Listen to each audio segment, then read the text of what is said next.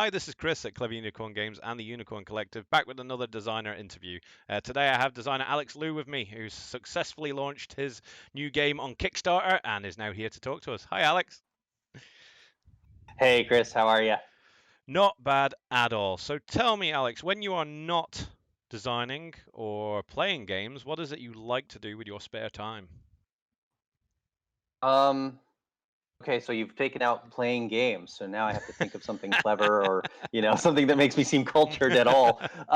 Yeah, I do a lot of, I do a lot of, you know, working out.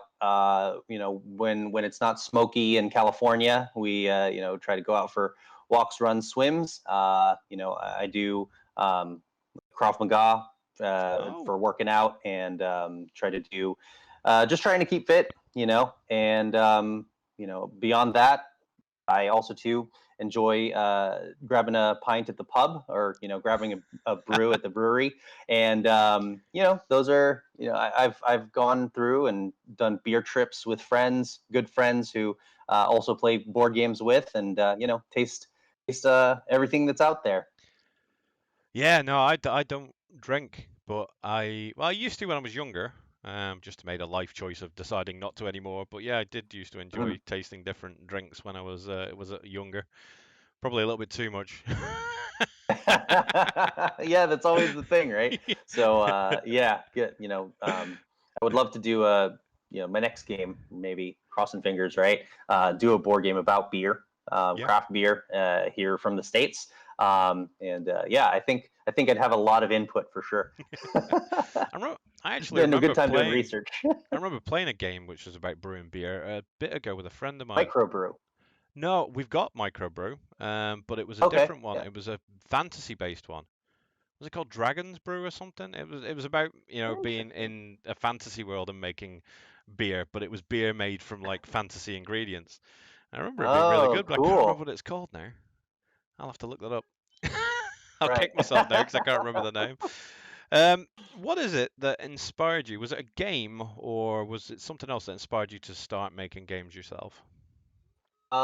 Yeah, so I work very closely and volunteer with rescue, and have been for a couple of years. And one thing that always struck me, like I'll be a greeter. Like I mean, when I volunteer for rescue, I volunteer for kind of the events. I'm not involved in the administration and stuff like that. There are more altruistic people and just better people than me that are doing that. But what I try to pitch in and help when I can. And I'm not afraid to talk to people. So generally, I get put in as a greeter.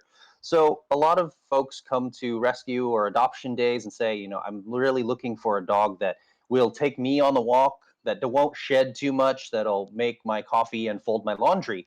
And I love that. And I say, oh yeah, that's so wonderful. You have this idyllic, image, a visage of a dog. Have you thought about the things that you would need to take care of in order for the dog to thrive in this environment? And there's always a pause. And wait, I have to do something. Yes, you do. So so started to think about how can we develop and devise a better way to be communicative and share the rescue story and rescue journey and prepare families to to be responsible dog owners. And that combined with my love of board games, I just started thinking about it, the matching aspects, the kind of the sets and criterion that different adopters have, that different dogs have, and just kind of started to flow together. And I think what really kind of matched it all up for me was I was trying to figure out a board game to play with my family, and I've got a nephew who's 15, a niece that's 13, a nephew that's 8, well, 9 now. And I couldn't find a game where I would be able to have everyone engaged, where everyone, the 15-year-old wasn't just like, oh, this is, rolling dice and it's just super boring. I'd rather be on my phone. But also, too, that, the 9-year-old could play with us and not feel like totally out of spec, right? And so I brought those together and started working away, and dogsBOND is the result. No, and it looks good as well. I mean, the artwork itself. I mean, all the little dogs look Oh, adorable. yeah. It's really Yeah. nicely nicely Yeah, illustrated. I'll do that. I'll do that for you. Yeah, here's probably more important than my face. So yeah, dogsBOND. Here's our box cover. and really proud of it. Really proud of our team. Oh yeah, we have to update that. So in the Kickstarter, we did some work. So actually now this game supports 6 players. So yeah, this might be the only copy of the box that has two to Two to four four players on ever. it. Yeah, and then I can show you a couple of cards of the dogs if that makes Yeah, sense, no, or go ahead if you want. yeah, Yeah, that's fine. yeah. So yeah, like the Labrador, dog in our game. We've got a Boston Terrier. This was unlocked during our Kickstarter campaign. Our illustrator Sarah actually has a Boston Terrier herself, so she was like, "Oh, I know what additional dog we can put into the game." And then, of course, other dogs like Basset Hound, Yep. right, looking very noble, regal. We went, with kind of this realistic, but obviously too like cartoonish, so that we could have license to play with them in the event cards. And yeah, really quick, there's a couple others. So yeah. On your journey with the game, have you hit, so up until now, have you hit any barriers or hurdles and been completely stopped dead? And then how did you overcome those barriers or hurdles? I think that the biggest barrier and hurdle to completing the design of the game, first of all, was, when do you make it serious? When do you take it seriously? Where every weekend you're at a proto spiel event, or, going to game nights, testing your game and the game mechanics in front of other people. Um, that takes a lot of time, right? I mean, that becomes your passion project, then has to become a bit more serious, because you've got to be where players are going to be, and you have to kind of set a schedule for that. And so that was probably the first big hurdle. And then I think the next hurdle that really stopped me dead was the artwork. So I'm not an illustrator, I'm not a graphic designer, but the game elements people weren't really connecting with, because they were like, well, I don't see a dog, right? I don't see um, the smiling face or the fur flying or anything like that. I've got a couple of prototype cards that I made when I was testing it, right? And you're just like, oh, well, okay, right? Versus showing off like, okay, obedience, it gives you this, and here's the icon, and here's the story in it, and the story elements. So when you're stacking just prototype cards, and you tell people like, imagine this is what's going to happen, right? It's a big leap of faith, and not all play test groups can do that. And so once I got very serious, I actually got very serious about finding an artist in 2019. I went to the wild, wild internet, and I said, I have a paid job for an illustrator. Please help me, or else I have to draw it. And And I that was won't very be lucky. pretty. Yeah, exactly, exactly. I shared out a couple of draft illustrations, and people were just like, "Oh God, please don't let him do this. Please don't let him do this to himself or us." Oh no, that's yeah, and I've had this discussion with other designers as well, and a lot. It's kind of 50-50 at the moment on there's some most or 50% of designers say that yeah, it doesn't matter what a prototype looks like, it can just be cards with bits of writing on them. Right. Whereas I'm in the other Hmm. camp of thinking that no, if you're going to take it out to people and let them play test it, it Hmm. should look at Yep, least a little bit like the what you're working towards, just so people get a bit that's more right. invested in it. But on the other hand, Yeah, if you exactly. have spent that much on it, people might be less inclined to give you constructive feedback because they think, oh, we spent so much time doing this. I don't want to upset him by saying something bad. So it's kind of a Right. balancing act of filtering out the feedback, making the prototype look good, but then filtering out the feedback from people and hopefully getting the good That's right. feedback. So yeah, but Yeah, yeah, yeah, definitely. it's an interesting discussion to have. Because I can Yeah, I I think can see that I can see from the designer's point of view that can do it with just bits of cardboard, with yeah. bits with Oh pencil on yeah, them. I can see definitely. how they Yep. do it. But I just like to have something that looks a little bit nicer. Yeah. Exactly, exactly. And I think also too, because I had to play test, right? My game is a casual game. Yeah. It's a gateway game, right? It's not meant for like, I love resource management games. I love RPG games. Like if you throw down, TI or Terraforming Mars, like I'm in. Like Yep. yes, deal me in.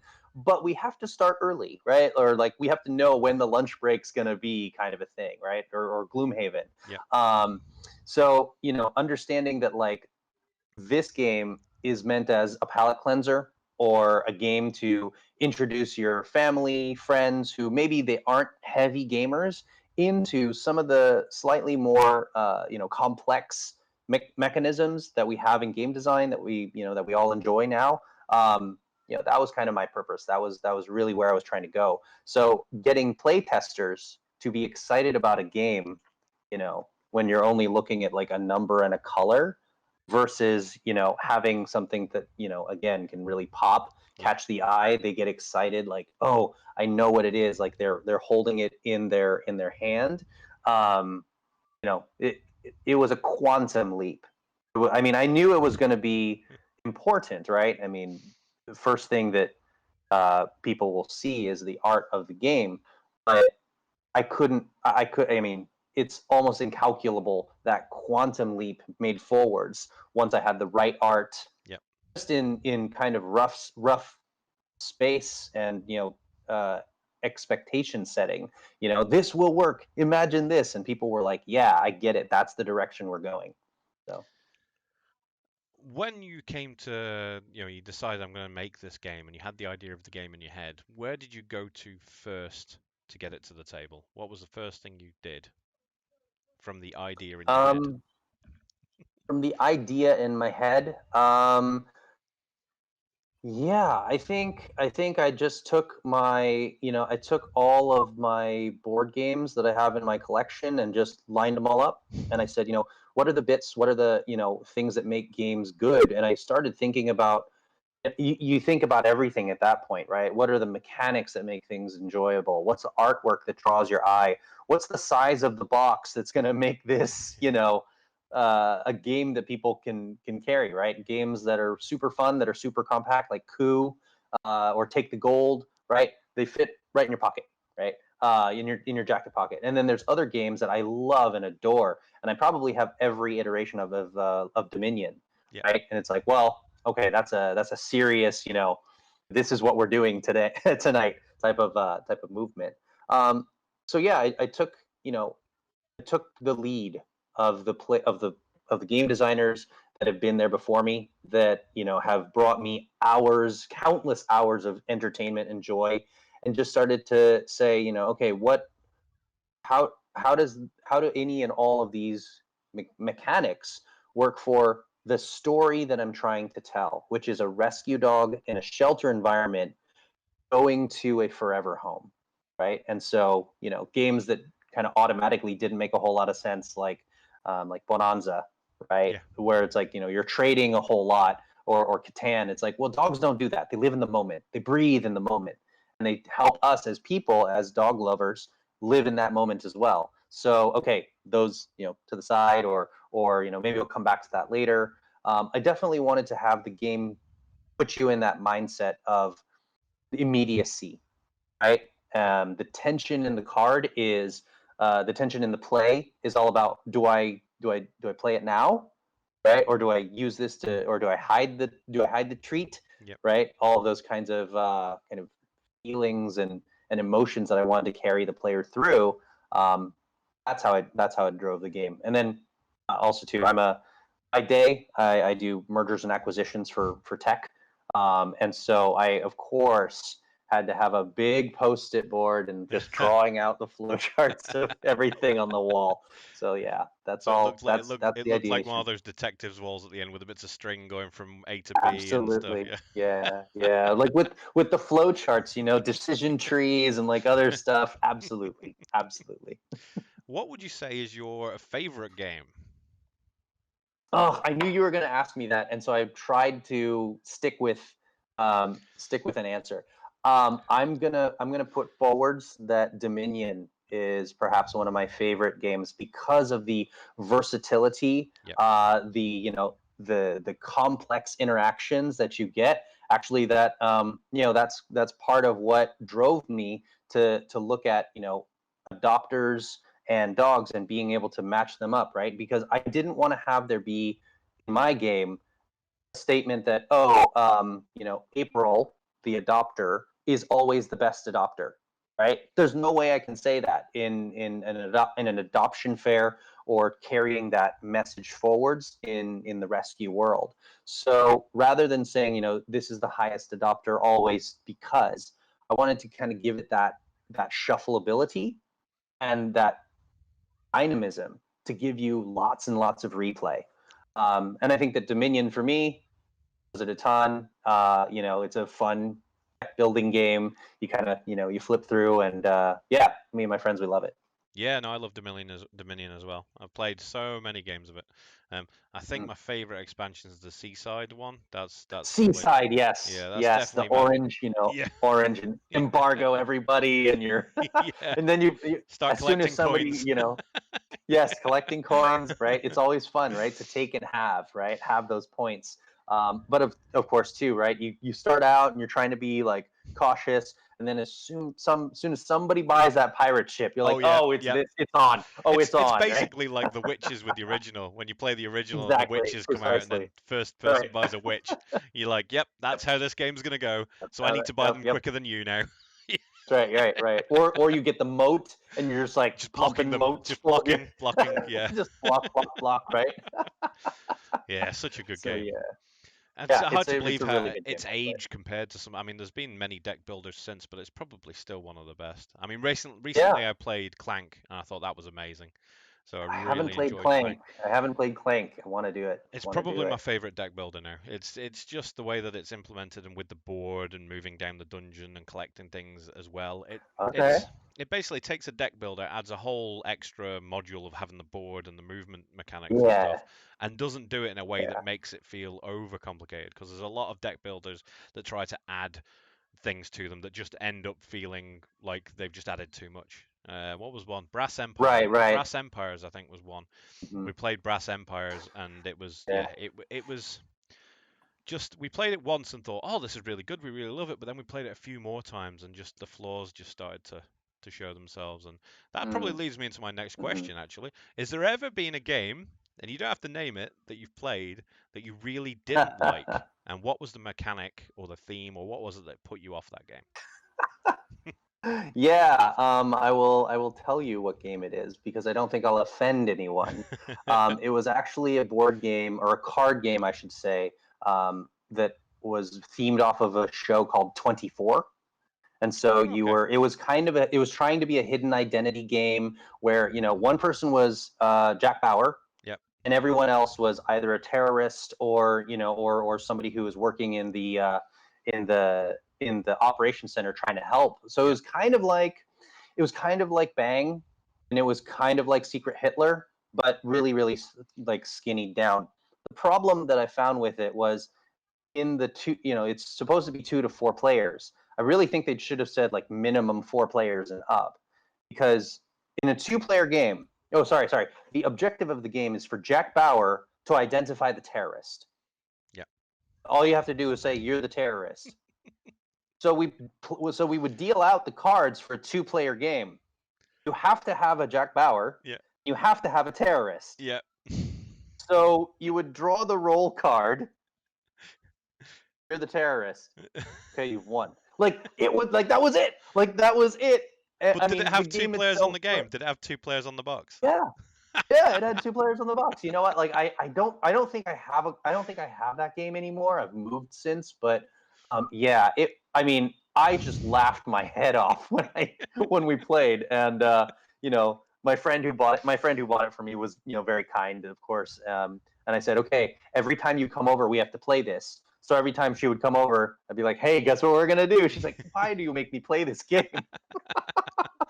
Because she likes Kiefer Sutherland. Because exactly, exactly. So yeah, yeah, that was probably my, my lowest opinion of a board game design. It's like themed, skinned, art, licensed, whatever, Yeah. and you came up with this. It amazes me. It really does amaze me that it's like hit and miss with these licensed TV games, because sometimes you'll get one and it'll just be Mhm. they've done the bare minimum and just stuck some artwork from the show on it. That's right. And that's Sure. kind of what your 24 game there was.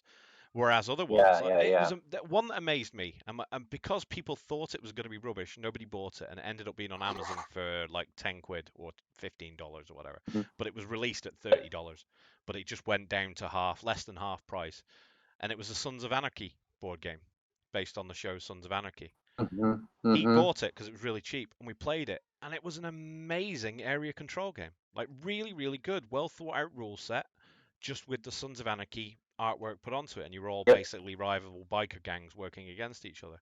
And we just were amazed because it had that sort of image. You know, it was just a TV show cash in. Nobody bought it, and they missed Mhm. out on this really, really Right. good game. Like we were amazed. And another one, Battlestar Galactica. There's one that did do well. Oh yeah. Based on a TV show. It's Mhm. one of the Mhm. most loved hidden traitor games that you can get, and I've played it and think it's brilliant. That's right. Whereas there's other ones that you'll Yep. see and you'll get them, and they are literally just they've stuck some artwork onto maybe Yeah. an already made game that wasn't good in the first place, and they've just re-themed Right. it.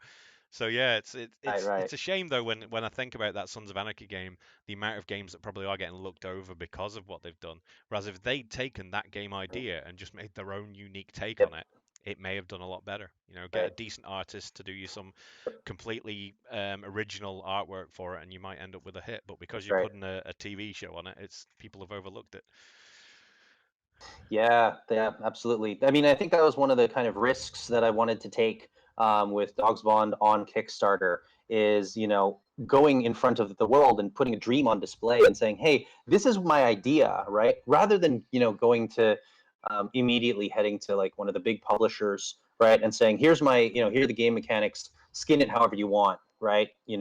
Jumping right in with like a licensing deal for any game, So I'm pretty pleased with dogsBOND, from an artistic perspective, of course, thematic perspective, of course, and really my hope is that dogsBOND, Bond being the game system, right, can then be applied and evolved, right? So everybody has asked me about why dogsBOND. Why isn't this game about cats?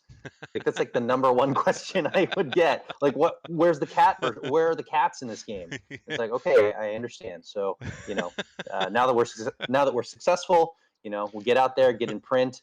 There are certain design elements that obviously I would never want to just slap something on Yeah. there. Also, too, I think cat people would be upset with me if obedience were one of the traits that Yeah. you evaluated the cat on. I don't think they'd be upset to the fact that cats just don't have it. So it's Exactly, right. It's like what is this? Like I would have to put them as negative numbers or something, right? Like so.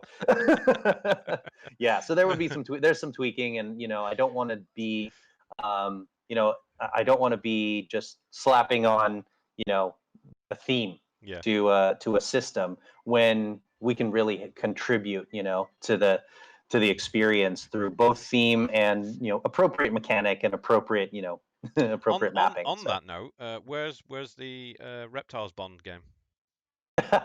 yep. So our graphic designer Kiki, she often refers to it as Frogs Bond, Frogs Bond. and